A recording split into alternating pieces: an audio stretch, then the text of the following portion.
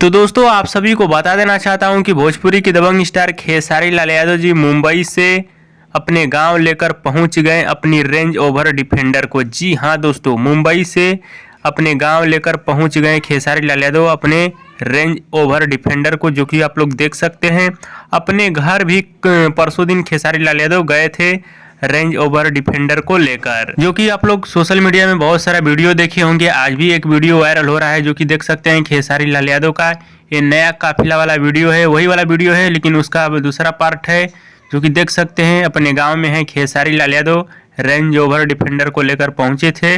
देख सकते हैं बहुत सारा भीड़ लगा हुआ है, बहुत सारा पीछे गाड़ी भी है, यानी काफिला है। देख सकते हैं खेसारी लाल यादव की पूरी टीम है खेसारी लाल यादव के साथ। और भोजपुरी के दबंग स्टार खेसारी लाल यादव जी का ये धाकड़ काफिला वाला वीडियो आप सभी को कैसा लग रहा है हमें नीचे कमेंट बॉक्स में जरूर बताइएगा, और हमारे इस वीडियो को आप लोग पूरा जरूर देखिएगा। और दोस्तों भोजपुरी के दबंग स्टार खेसारी लाल यादव जी का ये वीडियो पसंद आया तो ज़्यादा लाइक करें, कमेंट करें, शेयर करें, सब्सक्राइब करें। धन्यवाद दोस्तों।